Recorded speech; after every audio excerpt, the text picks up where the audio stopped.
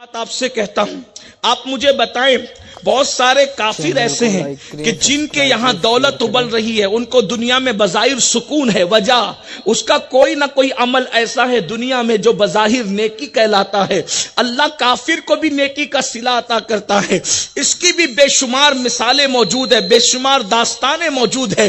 لیکن سب سے ہٹ کر اب آئیے میں آپ کو بتاؤں، انسان جو گناہ کرے گا اس کو بھگتان دنیا میں بھی بھگتنا پڑے گا، قبر میں بھی بھگتنا پڑے گا، اور حشر میں بھی بھگتنا پڑے گا، اور آخرت میں بھی بھگتنا پڑے گا۔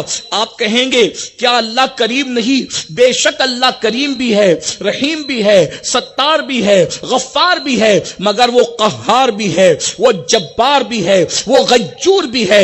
اس لیے جب گناہ کرو تو گناہ کرتے وقت ذرا تصور کر لو، جب وہ منتقم حقیقی انتقام لینے پر آتا ہے تو پھر وہ نبی کے بیٹے کو بھی نہیں چھوڑتا۔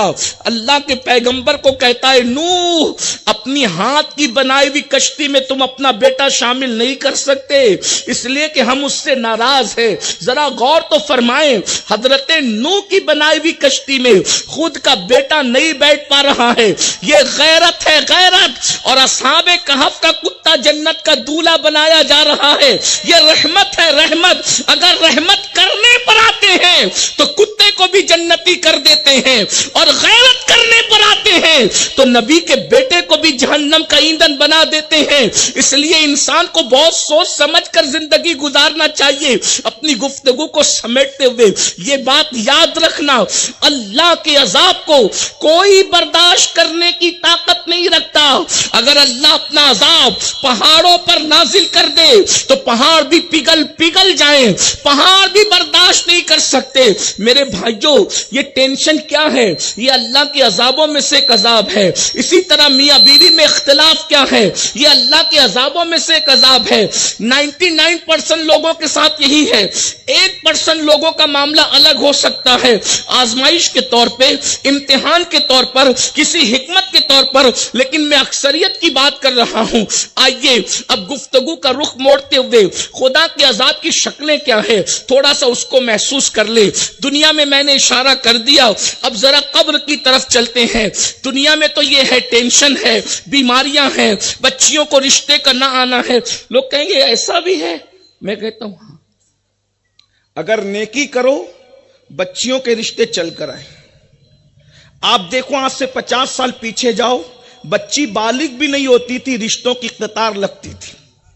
آپ غور کر لیں، کرناٹک ہو، مہاراشٹر ہو، گجرات ہو، ہر جگہ اچھے رشتوں کی قطار لگتی تھی۔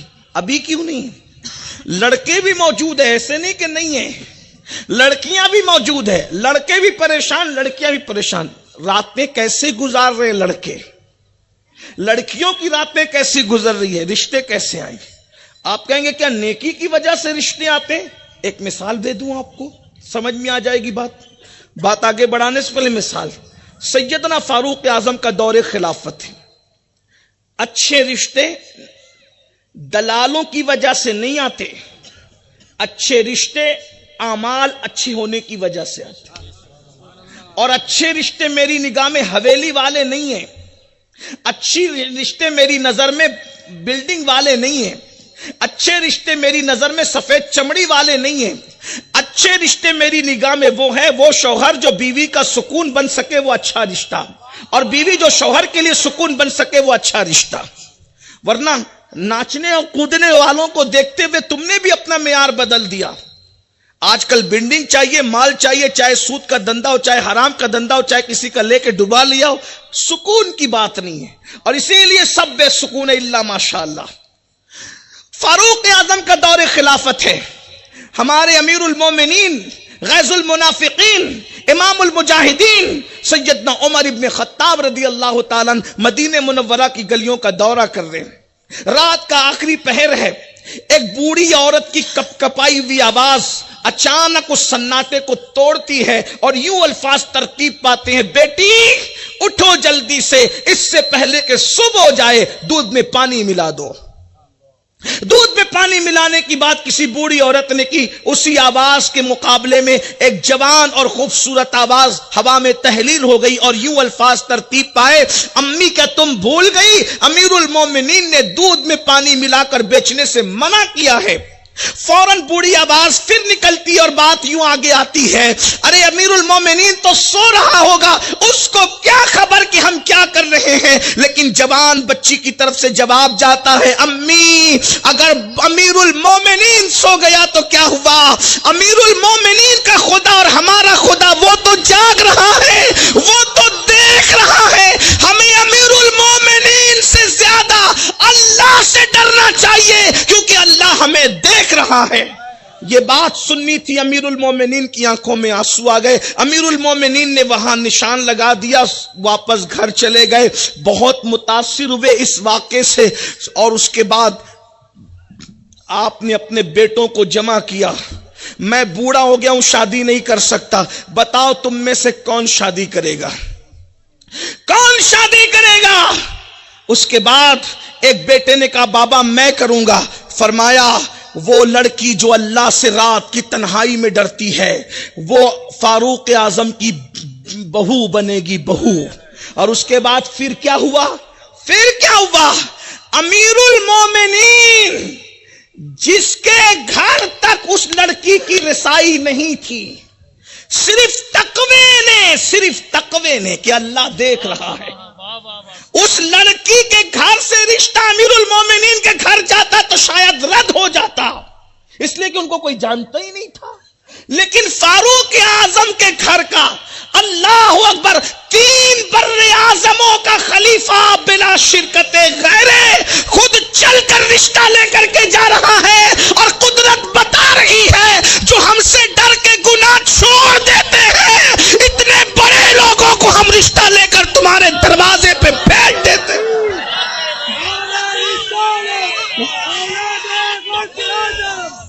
میں اپنی قوم کی بچیوں سے کہتا ہوں مایوس کیوں ہو، اس بچی کی طرح تم بھی اللہ سے ڈرو۔ اللہ کی عزت کی قسم، 3 بر اعظموں کا خلیفہ جب اس کے گھر تک چل کے آ رہا ہے تو بڑے بڑے مالدار اور شریف بھی تمہارے گھر آنے پہ مجبور ہو جائیں گے۔ اللہ سے ڈر کر تو دیکھو، مگر تم اللہ سے کب ڈرو گی؟ تم نے تو دوپٹوں کو گلوں میں مفلر کی طرح لٹکانا ہے، تم نے تو بیوٹی پارلر تک جانا ہے، تم نے تو اداکارہ کی نقل کرنا ہے، تم نے تو چھوٹے آستین کے کپڑے پہن کر اپنے آپ کو جہنم کا ایندھن بنانا ہے، تم نے تو دین اور علماء کا مذاق اڑانا ہے۔ یاد رکھنا، جب تم خدا کے غضب کو چیلنج کرو گے تو قدرت تمہیں وہ مار دے گی، مار پڑے گی، لیکن اس کو تم محسوس بھی کرو گے مگر اس کا علاج تلاش نہ کر سکو گے۔ رشتوں کے لیے دعا تعویذ کے پیچھے بھاگ رہے ہو، اللہ سے ڈرو، کتاب نہ لگے تو پھر ڈر کے تو دیکھو نا، اچھی اعمال سے اچھے رشتے آتے ہیں۔ رشتوں کی بات آئی تو مجھے ایک بات یاد آ گئی، ایک بہت بڑا بادشاہ گزرا ہے جسے دنیا نوشیروان کہتی۔ نوشیروان کے بارے میں میں کوئی ابھی اپنی رائے کا اظہار نہیں کر رہا ہوں، لوگوں کی رائے بتا رہا ہوں۔